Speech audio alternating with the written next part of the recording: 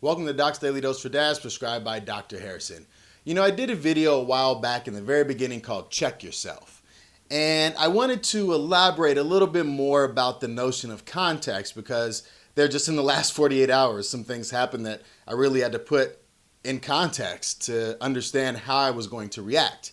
So as parents, I think we really do need to see what's going on, put ourselves in the perspective of the kid and the context of the situation before we just fly off the handle.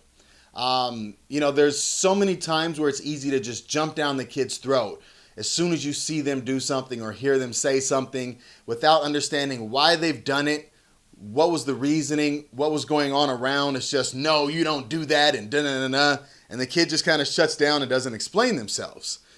But if you ask or if you simply observe and stop reacting first and just take 10 seconds to stop and think about things before you speak, you might notice that whatever happened wasn't that big of a deal. For example, I got two examples for you, or three actually, with all three of my kids just the other day. My oldest, he was outside playing with his brothers, and he came running in to the garage, and the garage has a bathroom, and he was going to go to the bathroom, but the bathroom is all blocked by a bunch of boxes and beds because I'm helping my sister move, so I'm storing some stuff for her. So when he came running in, he saw it, and he really had to go, and he yelled, "Damn it!" And he just turned around and ran out. Set it in front of me and his mom, right? Just like 9-year-old just blurting out, "Damn it." Now, for a lot of people, they might be like, oh, there's no cursing, and he should get in trouble. Like, in the context of things, the kid ran in, really had to go pee, and then realized he couldn't because he forgot that there was stuff blocking, and he was just like, "Damn it, man," and ran into the house. Like, is it really that big of a deal? Now, if he dropped the F-bomb, that might have been a little different, because it's like, hey, bro, you can't be walking around saying that at 9 years old, because I know I don't want to hear that come out at school on accident. But a "damn it" at school, like, I'm not tripping off that, right? But my son's not allowed to curse, per se, but that was all right.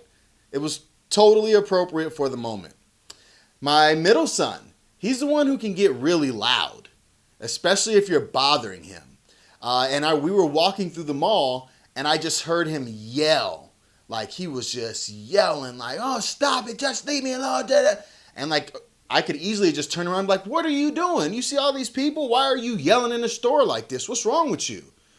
But I stopped for a second and realized his brother's been poking at him from the moment we got in the car all the way through the mall and just constantly annoying him, right? Just picking at him, saying little things, kind of pushing him, messing with his hair, tripping him a little bit. Like, I would have yelled at you too, bro. For real. Like, if for the last 30 minutes you have just been messing with me nonstop, it got to the threshold. He lost his shit.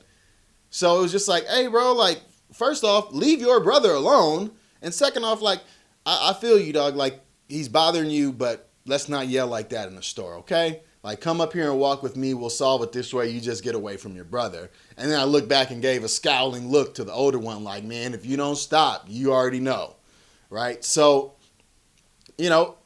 instead of jumping down his throat for yelling in the middle of the mall, I realized, yeah, if someone was pestering me for 30 minutes straight, I might yell in the middle of the mall too as a grown-ass man.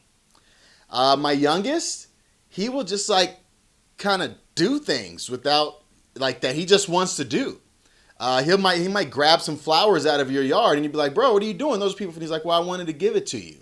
Here you go, daddy. Here you go, mommy." And it's like, that's loving, but you can't pick out of people's yards, not yelling at them. I went to the dentist the other day, and those three are supposed to stay in the lobby. My youngest was like, "Nah, screw that." And he just walked back to where I was in the dentist without any of the nurses noticing. And I was like, "Nope, I'm going to chill right here." And I could have been like, "Oh, you left your brothers. What are you doing?" And then the older one coming, "Why didn't you paying attention?" And I was like, "Nah, like, you made it through all of this, and you found me, and you got there without dealing with these nurses, and you've sat down, and you're going to be quiet. Cool. I get it. You want to see what's going on. You know that this is kind of a place for things to get fixed, and you probably are concerned about daddy, but you also probably want to watch because it's super interesting. So I'm going to fall back. It's really not that big a deal. The nurse or the dental hygienist is totally fine with you being there. So whatever, not going to yell at you for that. Totally okay. But all that's possible by putting things in context, by taking 10 seconds to stop, observe what's going on, and think about how I want to react instead of just exploding.